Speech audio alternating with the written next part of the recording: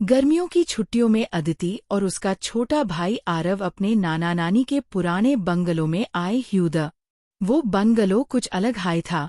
लकड़ी की सीढ़ियाँ, दीवारों पर पुरानी पेंटिंग्स और हर कोना जैसे कोई राज छुपा रहा हो। एक दिन अदिति को आटिक में एक पुराना बक्सा मिला, धूल से भरा हुआ, बैंड और उसपे एक जंग लगा ताला। आरव की आंखों में चमक आ गई। दीदी, क्या इसमें खजाना होगा? ताला बिना चाबी के नहीं खुल रहा था, लेकिन जैसे हाय अदिति ने बक्सा छुआ, नीचे से एक पुराना चाबी का गुच्छा गिर गया, जैसे किस्मत ने रास्ता खुद दिखाया हो। ताला खुला और अंदर थी एक नीली डायरी, ब्लू डायरी। पहले हाई पेज पर लिखा था, अगर इस डायरी को खोला है तू सावधान, हर राज एक जिम्मेदारी होती है। अदिति और आरव थोड़ा डरे, लेकिन रोमांच ने उनका दार चुरा लिया। जैसे जैसे पन्नों को पैलथा, एक नक्शा मिला, बगीचे में एक पुराने कुएं का। रात को सबके सो जाने के बाद दोनों भाई बहन टॉर्च लेकर बाहर निकल पड़े। ठंडी हवा, सन्नाटा और सामने वो पुराना कुआं, जैसे खुद कुछ कहना चाहता हो। जैसे हाई वो पास पहुंचे, हवा तेज हो गई। आरव को अचानक लगा जैसे कुएं से कोई फसफ्यूसा रहा हो। दीदी, क्या आपने सुना? अदिति ने सर हिलाया और डायरी का अगला पन्ना खोला। जिसने भी आवाज सुनी है वो चुना गया है। अब दार और बढ़ गया, लेकिन अब पीछे हटना नामुमकिन था। अगला पन्ना, एक कोड था, 17XR5, और नीचे लिखा था, जहां दीवारों पार वक्त रुक गया है।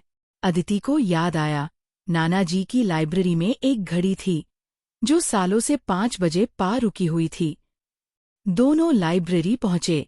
घड़ी के पीछे दबाने पार एक दीवार खिसक गई और एक छुपा हुआ कमरा सामने आ गया।